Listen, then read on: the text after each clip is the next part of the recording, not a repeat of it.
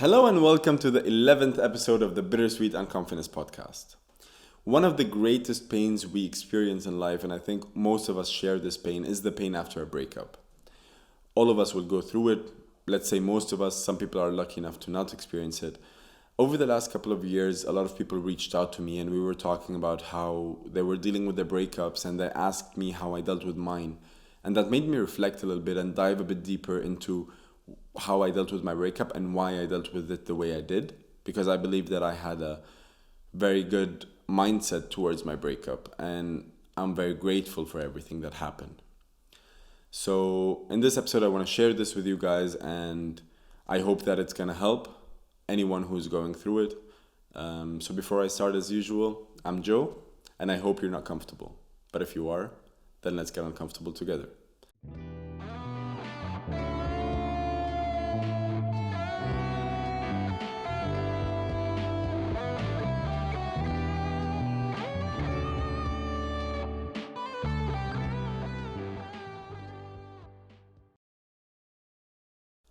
Hi. So, as I said, we have multiple reasons of why breakups are so hard and why it is so hard for us to move on after a breakup. And that's a very normal thing. I think most people in the world, like probably 99% of people, have gone through a breakup or will go through a breakup in their life. And it's a very natural thing that happens because we fall in love young, and we fall out of love and in love again and out of love. And that's very normal. I think it's a basic human interaction kind of situation where most of us will experience it, but each of us experiences it in a different way and with with a different perspective. So I just highlighted a couple of reasons that I think are the hardest reasons and the most important reasons why we're not able to move on. And I reflected on them and I found a couple of ways to deal with those reasons and to deal with those certain emotions that come or the fears that we have. So the first reason, and one of the main reasons in my opinion, is we feel like a person we had hoped to live with forever is just gone, has just left us. This is in case somebody breaks up with us, but also if we break up with someone, it's also painful because it's a person we shared a beautiful time with and we actually fell in love with. Otherwise, we wouldn't have been in that relationship. So this feeling of losing someone who you'd have planned your life with, or at least the next couple of years, it hits pretty hard. And I think I understand why that is, because in a relationship, you automatically start having expectations that this is so awesome and I want it to stay forever. And throughout this relationship, things change, but your mindset is still fixed on making it work because you already had the expectations or the hopes that this is something that will last forever. So it by having those expectations and by feeling like you want to be with this person forever, you already have set the bar way too high. And the thing is, this is a situation that doesn't only involve you, it involves another individual with their own thoughts, with their own mindset, and with their own needs and wants and life. And by that, you're basically planning something with an unknown factor because you have no idea what's going on in the head of your partner. And a lot of the times, shortly before a breakup, one of the people in the couple starts changing or starts thinking differently. And sometimes it's not shared. Sometimes it's just something that happens within a person, and often it's just subconsciously something changing in your partner or in yourself. And because our communication is not 100% clear, or we're not even clear on what we want, this can become an issue.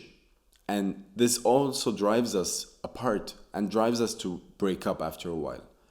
So we have no control over what our partner will think or will do or will want to do, right? So by that, I understand, or I believe now, that we shouldn't set expectations in a situation where it's not just us that is involved in the whole situation. It is when you set an expectation and there is another person or another party in this expectation, the chance of it not being fulfilled is higher, way higher. It's not even a 50-50 because, as I said, you have no idea what's going on with that person. As good as you know them and as well as you're acquainted or as amazingly connected you are, there is still some things that you don't know or you don't understand because you have a different perspective on life. It could be as similar as it could be, but it's still going to be different. So we shouldn't set expectations that have to do with someone else, because by that we're lowering the chance of that happening. So instead, what I believe is the healthy way of seeing it is, when you're in a relationship, don't set goals. Don't say we're gonna get married in 5 years and then have kids in 10 and then have that wedding and this and do this and that, because you change so much in a year. You change so much in half a year. So many things change. We are constantly evolving. We're constantly changing. And by planning that, you're literally telling yourself to stay the way you are, because your present self would want that in 5 years. But maybe your future self will not want it, or your partner's future self doesn't want it either. So by that, we're setting ourselves up for failure, because it's not going to happen the way we envision it, right? So don't set expectations, and instead enjoy every moment you have with that person, every moment of love, every moment of intimacy, and enjoy that they're here.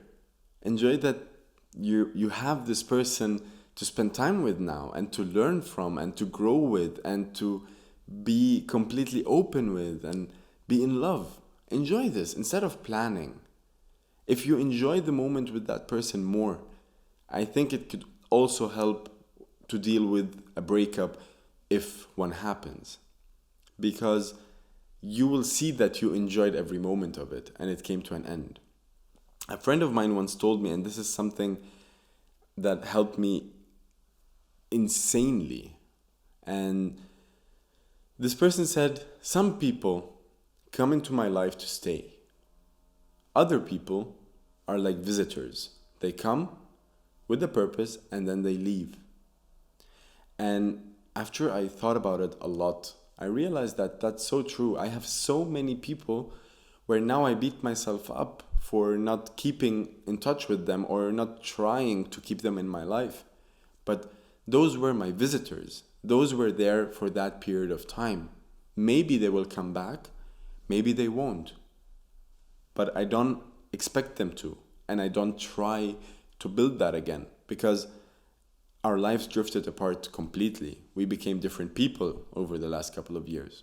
So these visitors came and stayed, and if I'm focused on the future with them, I will not enjoy the present, and their visit might be short. So if we're always planning the future and then the visit ends after a month, you missed out on the whole month. You did not enjoy it as much as you could have, right?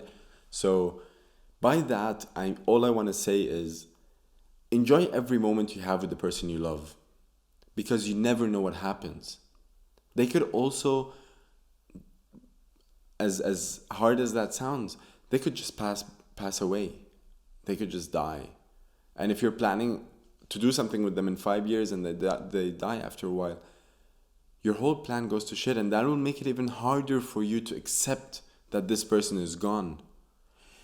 The same with a breakup. If they decide to break up, or if they meet someone else, or if they want to travel somewhere else, or they have a different plan for their lives, they literally fucked up your plan, and it's going to make you so sad, so miserable, because not only did your relationship fall apart, but everything you had planned fell apart as well.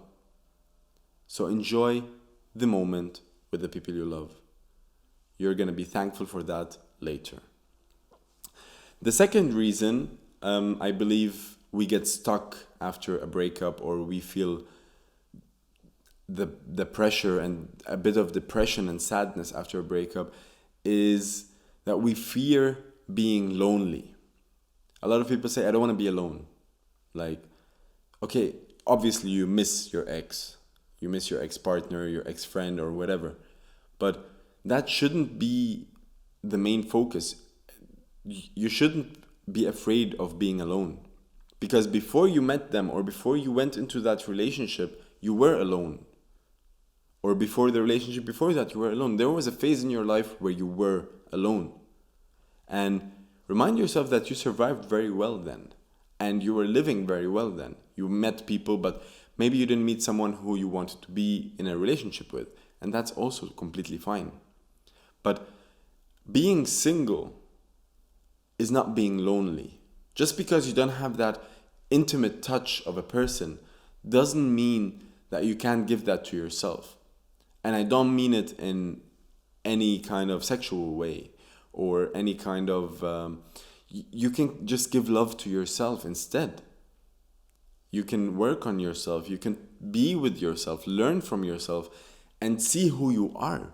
Because if your relationship, let's say, lasted for a year, in this year, you changed so much. How about you get to know yourself after this year? What has changed after this relationship? Instead of seeing it as lonely, seeing it as time to build yourself up, to take care of yourself, and to make yourself comfortable with yourself. So when a breakup happens, that does not automatically mean that you're lonely. It just means that you should now focus on yourself and not try to find a rebound with whom you want to spend some time with and then just break up again. That's not the perfect way to deal with it, because this way all you're doing is sweeping it under the carpet and moving on. But this carpet will be full after a while and things will start crawling from under it again, and you will see it and you will feel it. Later on it's going to be heavier to work with because you never dealt with it on your own. You immediately found a replacement, and by that this replacement will probably not be as good. If you're lucky, you'll find the perfect one afterwards. But a lot of us just tend to just go out there and try to get a rebound as fast as possible, just to prove to ourselves that we're worthy of love, or we're worthy of any kind of affection, or even just to have sex, like a confirmation that we look good or we're charismatic enough to get intimate with someone. And by doing that, we're literally just trying to confirm to our ego that everything is going to be okay. But we are not dealing with it ourselves. So after a breakup, take some time to, first of all, feel the pain of the breakup. It's normal to feel that. Second of all, to reflect on the relationship and learn from what you did good and what you did bad and what you could do better and what you could just not do the next time. So try to extract some lessons out of there. If not for yourself, maybe you'll pass those lessons on to other people who might need them. But reflect on it, try to learn from it, see the good and see the bad, and learn how to deal with both. Learn how to see it as a closed chapter that you're going through, just to kind of recap what was important in this chapter. And for me personally, I focus on the good things more.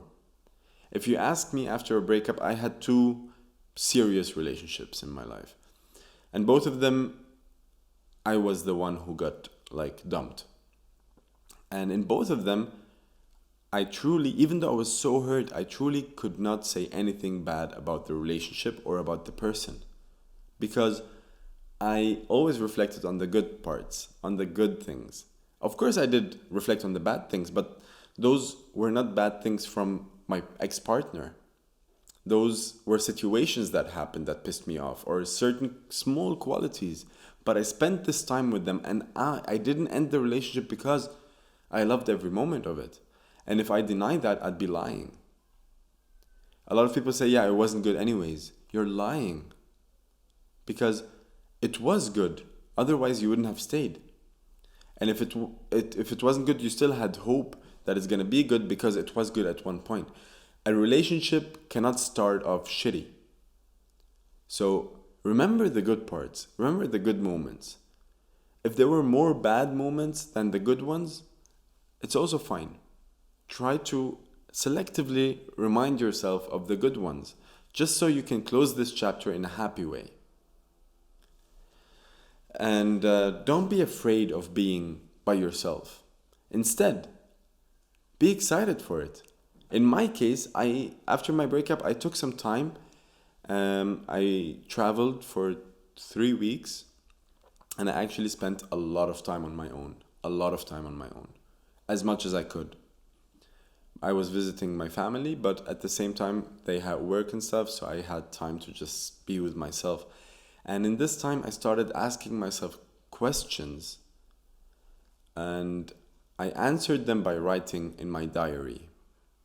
And the things that came out were so beautiful, that I realized this relationship was actually perfect. And this person was perfect. Maybe it wasn't, but for me it was. In many aspects, otherwise I wouldn't have stayed. And by reflecting and by seeing the good things, I also accepted the fact that now it's my time to take those lessons and see who I am as a person, what skills have I developed, where am I better than before this relationship, and what do I need to work on now? What were my weaknesses? What are my strengths? What do I do good? What do I not do at all? And by starting to actually work on myself, I realized that being single has a lot of advantages for me now. Obviously, I'm a person who loves to be in a relationship and who loves love. This is why I'm wearing a t-shirt with a heart. I love love. But I can also love myself and my people around me. I don't need a partner to devote myself to the whole time. If that partner is not here at the moment, I'm not going to go looking. It's not something you search for. It's something you find when you're ready and when it's time. So love yourself, focus on yourself, build yourself up. Make sure that you're doing good. Do the things that you wanted to do. And I think this will help you understand that you're not lonely anymore. You have yourself and you have the people around you. But mostly, and what matters the most, is to have your own back, to be there for your own self. The third reason is even something that was scientifically proven, and it was published in the Journal of Neurophysiology. And that study showed and proved that a breakup is physiologically painful because it activates the areas of the brain that are also activated in motivation, reward, and addiction cravings. So when we experience a breakup, this area of the brain starts working and starts sending signals as if you were addicted to a drug and this drug has just left, and you see how people deal with addictions. It's a very hard process and it's painful for them. Even like their body hurts and they start to sweat and they get a lot of different signs. But for us, it's an addiction that is not literally a craving from your body. It's a craving from your heart and from your mind. You want to have this relationship again, or you want to be with that person again because you kind of got addicted to it. You cannot imagine yourself without it now because you spent a respectable amount of time with this person and you changed your life in so many different aspects to be with this person and stay with this person. You developed new things and you evolved and so on and so forth, and you feel like if this person is gone now, all this is going to be gone, and you will miss the feeling of having this person, of hugging them, of talking to them, of laughing with them. But it's if it weren't a serious relationship, if it was just a friendship, it wouldn't hurt you that much. It would hurt, obviously, but not that much. You get more addicted because you spend more time together, because you talk more together, because you share more experiences. You share your bodies, you share your minds, you share your hearts. And this is where the addiction comes from. So you get you start having certain habits together in this relationship, and once this person is gone, you wake up the next day and you feel like, fuck, my whole routine changed, my friends changed, my love changed, my everything changed. There's no good morning text if you're not living together. There's no good night text. There's no midday phone call. This was how it was for me. We broke up at night. The next day I woke up and the first thing I wanted to do was text her, but then I remembered, damn, we broke up. And that's when the addiction comes, because we have built these habits and we want to sustain them because we felt comfortable with them, because they became our life, our daily routine. So to deal with this addiction and to deal with those routines that you have set that you miss, there's an amazing multiple #1 bestseller book by James Clear. It is actually life-changing and it's called Atomic Habits. This book can help you develop the habits and the routine that you want. And not by telling you what to do, but by telling you how to do your own routine, how to choose your own habits, and how to make them sustainable, how to make them long lasting. And because of this book, I realized that I just needed to adjust a couple of things. He also talks a lot about quitting a bad habit. A lot of people tell you, I'm gonna stop smoking, because it's an addiction. I'm taking that as an example. It's perfect. I'm gonna quit smoking, and they don't replace this habit with a better one. All they do is they just drop something that they've been doing for years, and it doesn't take long until they come back to it, because this addiction was not replaced by a healthier one, for example. So instead of just quitting a habit out of impulse, quit a habit and exchange it with a better one. So you don't even have to quit. Just exchange this habit with a better one. If you don't want to smoke that much, start eating fruit every time you crave a cigarette, or start eating vegetables or anything healthy, drinking a healthy smoothie or whatever. So this way, you don't crave the cigarette as much. And if you do crave it, you have something instead of it, something better for you.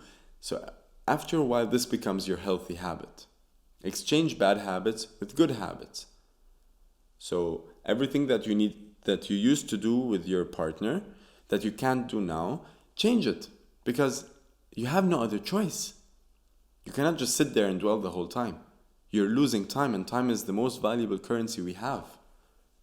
You don't have an eternity here. Your time is limited. And the longer we spend time mourning and dwelling on the past that doesn't even literally matter anymore, because it's not here, it's not with us in this room, it's gone. Might as well do something else. Find a better habit, find a better routine, find different skills you want to develop, or different things you want to do. Maybe you've been meaning to write a blog, or to start a podcast, or to learn an instrument, or to go out more with your friends, or go to the gym. Start doing this. This is your first step of replacement, and it will help you so much, because it will shift your focus into something new. It will make you proud of yourself every time you do it. You'll feel happy, even though you think that you can't be happy after a breakup. But once you are trying to learn an instrument and you get the first part of the piece correctly, you feel happy. The smile on your face will come. Maybe then your thoughts will come again and remind you that you're sad and that the breakup happened and that you're kind of miserable. But then again, learn a second part of this piece and play it. Make yourself proud again and be happy. You are in control of doing things that can make you happy. After a breakup, a lot of people just lock themselves in their room and they watch Netflix and eat ice cream or whatever. Do that. If you feel like this helps you, do that. But change as fast as possible into a healthier kind of habit or kind of routine. Eating ice cream is not that healthy. Watching Netflix for hours on end is not that healthy. Why? Because you're missing out. on life. You can do that for a day, 2, 3, maybe. Depends on how hard the shock is. But it's you who decides to get up, shake it off, and start having new things to do. And start finding things that you enjoy doing. This is your responsibility and yours only. Nobody will come to you and tell you, hey, I'm doing this, do that, and you'll be happier. And if they did, it's not going to work. It's most of the time not going to work because it's not something you want to do, not something you thought about. So right now what you can do, if you are experiencing this kind of down phase in your life, it doesn't have to be a breakup. Write down your habits that you do every day, your routine. What do I do? If you don't have one, just write randomly what you do every day. For example, brush my teeth twice a day. Do you do that? Write it down. Go on a walk with my dog. Anything you do, smoke or drink alcohol or take drugs, just write down everything you do on a daily basis or on a bi-daily basis. Doesn't matter. Write it down, look at it, and see which habits you would like to change. Don't change all at once. Pick one. Pick the one you want to change the most. And right next to it, the new one, the new habit you want to pursue. And by doing that, you have that in front of you. You can see what you don't want to do anymore and what you want to do. And every day give yourself a short reminder of why you don't want this habit anymore.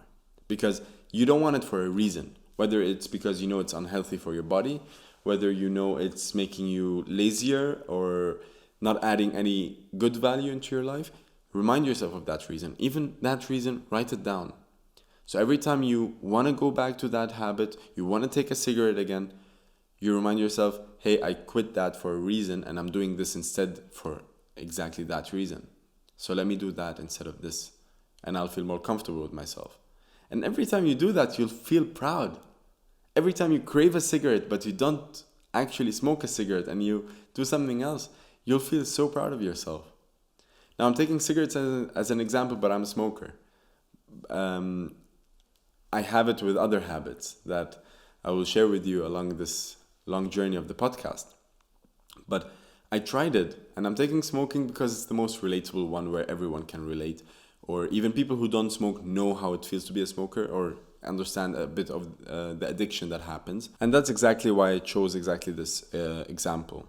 And so basically all you need to do is find what habits you want to do instead, or which routines you would like to shift in a way that it doesn't upset you anymore, or that you don't feel like connected to that addiction you had, to the relationship you had. It's time to change things, and it couldn't come at a better time. It always comes at the best time it could. So there is no better time to start something. There is no better time to, write a blog, do a podcast or whatever, right? So choose certain things that you want to do and start doing them instead of just thinking the whole time about the past relationship and the addiction, or taking some cues that remind you of this whole situation. Don't mourn too long. Get up, do something, make yourself proud, make yourself happy. Don't mourn too long. Life is too short. Mourn, yes, of course, feel it. It's a very normal emotion that you actually need to respect and to give it its value and to feel it. But you are the one who decides when it's time to get up and get moving and do something and do more and start a new skill or work on a new project, and be proud of yourself. This is the main goal. Just make yourself proud. Because this will drive you, this will motivate you, and this will make you so much happier. So much happier. So don't mourn too long, because even after when somebody passes, we deprive ourselves of the right of being happy. Why is that? Even people after a breakup, you feel like they deliberately don't want to be happy. Like, no, I'm sad now. But dude, you're allowed to be happy. It's the same when somebody you love dies. And I mean, this is an extreme example, but if you see it this way, this could actually change a lot. Because when somebody dies, of course we're sad. We're incredibly sad. I think that's the deepest sadness. But at the same time, why do we have to mourn a certain amount of time? Like, for example, in Syria, there was this tradition of 30 days mourning, and I think the first 3 days you have to wear black and certain things, and no sugar in your coffee, you drink it bitter. What's all this about? The person passed on to the next life. We should too, in this present life that we still have. We should still move on. We should still be happy. We are allowed to be happy. When you're sad, you're sad, but don't be sad because it's socially not normal to be happy again after, I don't know, a day or 3 days or even a month. Some people stay upset after a breakup for a long time, and I believe that some of it has to do with the fact that they are not allowing themselves to move on that quickly, because it wouldn't be respectable to their ex relationship. But it is. Just because you're moving on and you're happy doesn't mean you were unhappy in the relationship or that the relationship didn't mean anything to you.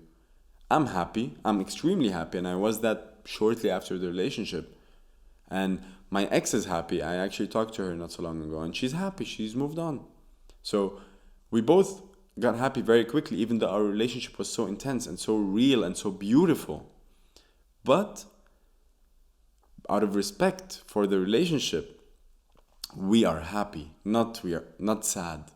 A lot of people say, yeah, well, I cannot move on and date someone now because it doesn't conform with today's society of, like this relationship, if it meant a lot to you, you need to mourn it longer. No, it meant so much to me. It was the perfect relationship. I wanted to be with this person my entire life. I had expectations and I had plans that got fucked, and I'm fine. But I'm fine. So is she. And we both know that we would have wanted each other to move on that quickly and be happy. Don't set a time limit. Be happy. Whenever and whatever happens, be happy. Even in the worst moments. Because the happiness moments that you have, when you allow yourself to be happy, even through everything that you go through, that's the time that you will cherish when you're on your deathbed or when you get older. You will look back and see that you were actually happy for most of your life. And you'll be very thankful to yourself, for always keeping that piece of joy inside of you. Reason number 4 that it's so hard for us to deal with breakups is the feeling or the belief that we are stuck with the pain.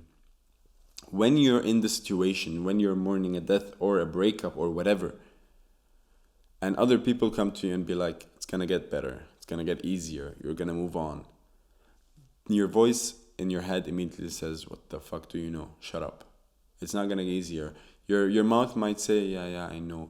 But deep inside you feel like it's so real, this pain, that it's gonna be here forever.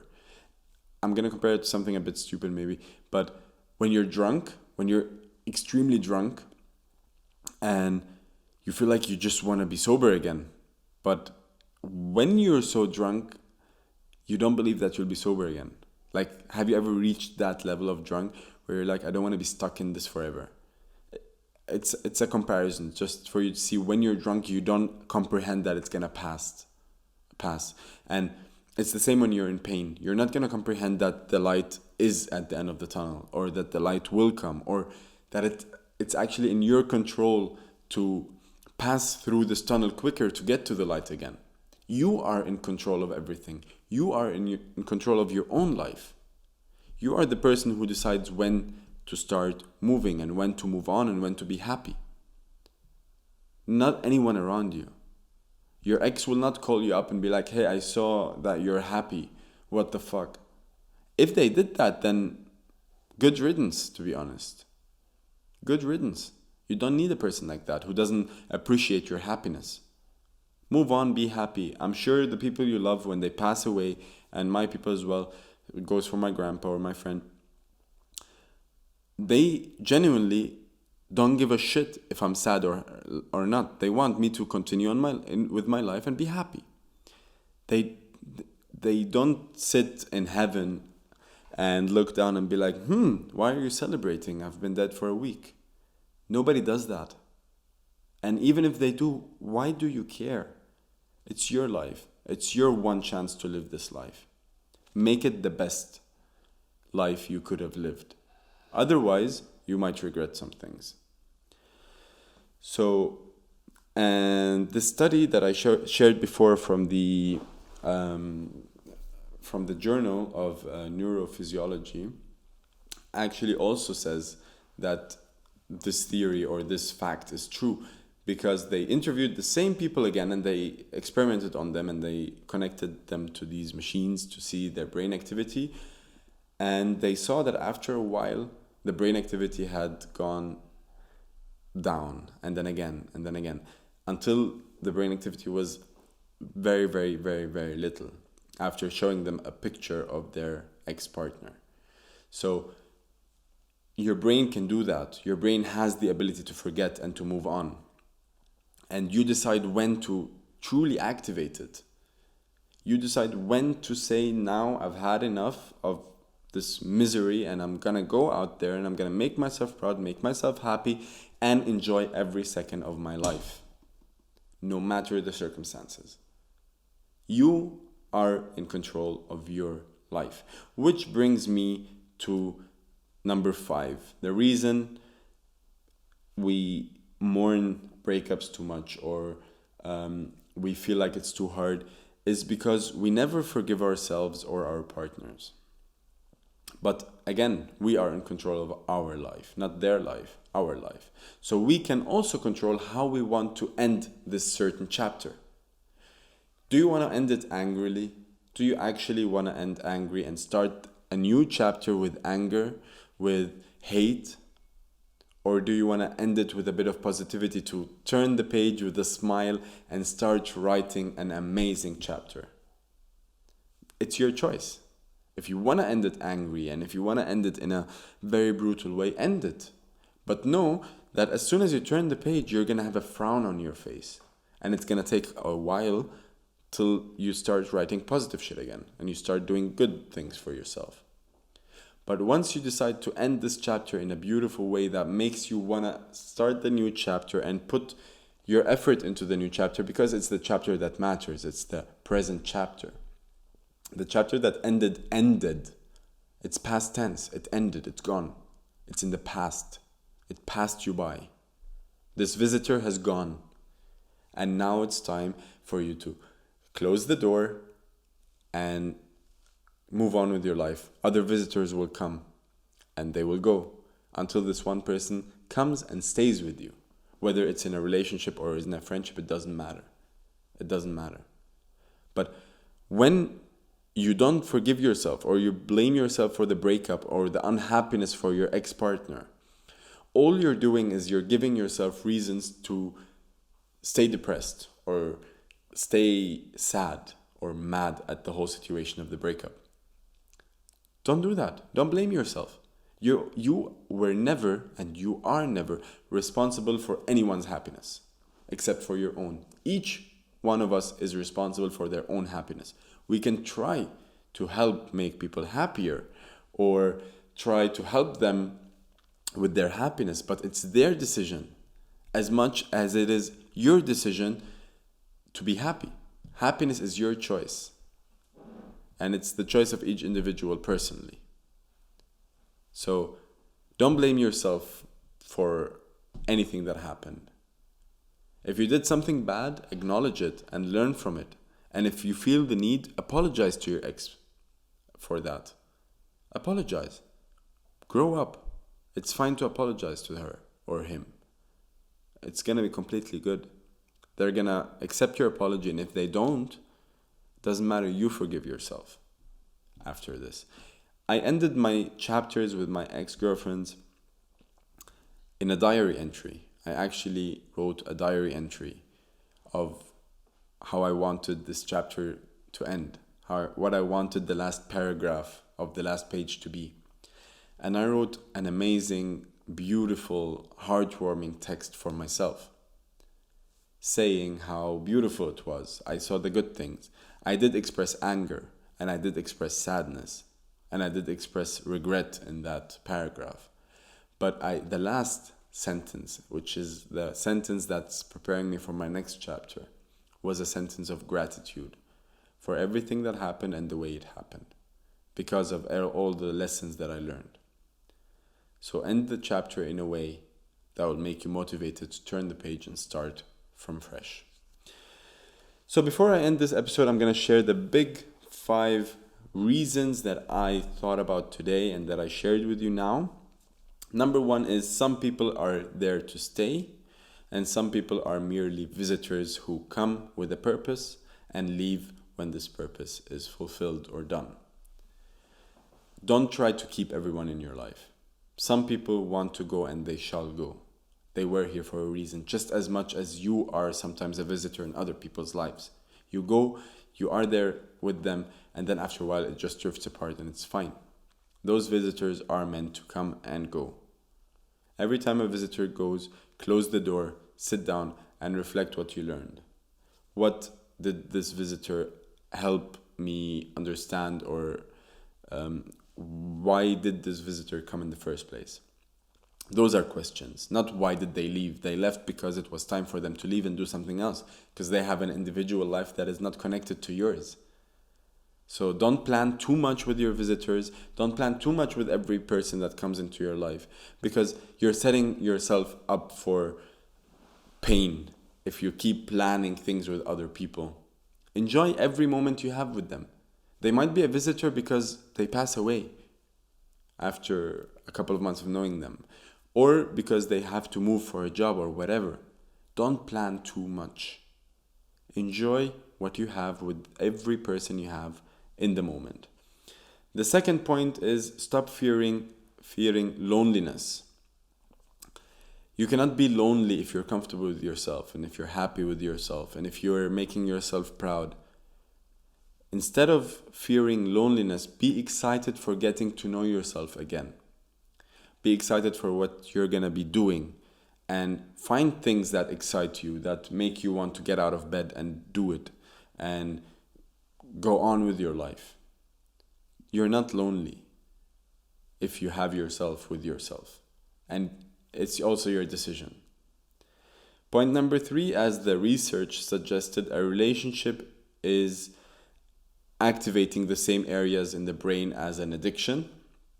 So basically, from what James Clear shared in Atomic Habits, what we can do is exchange the habits we had throughout the relationship with habits that we actually want to have or want to work on, whether it's new skills, new routines, new adventures. Change habit for habit.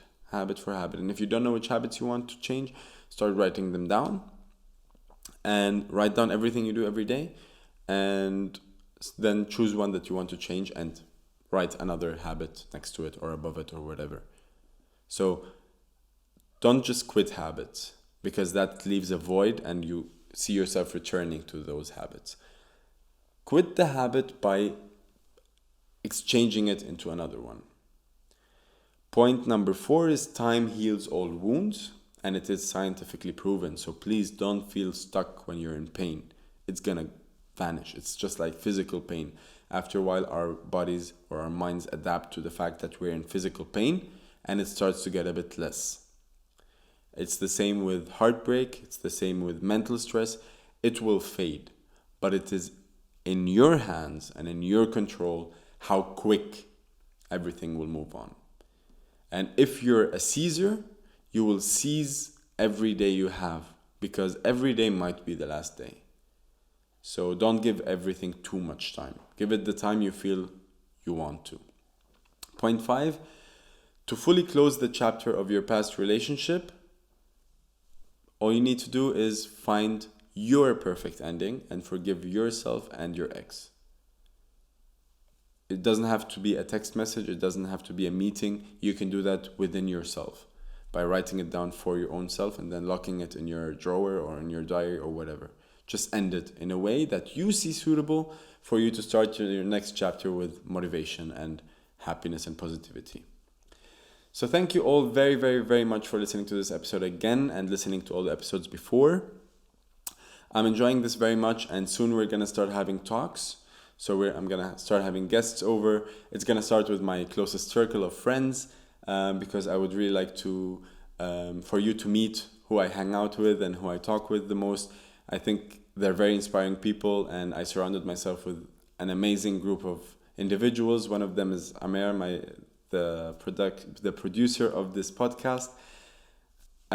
You're gonna see him in an interview as well. He's a very compassionate person, does what he does with too much love and affection. You really feel like you just want to do more with him, and he made me feel comfortable in front of the camera immensely quickly. Like, if you feel like you want to do something and you need a good producer, please contact him. His link is going to be plugged in the description of this podcast. As usual, see you all next week.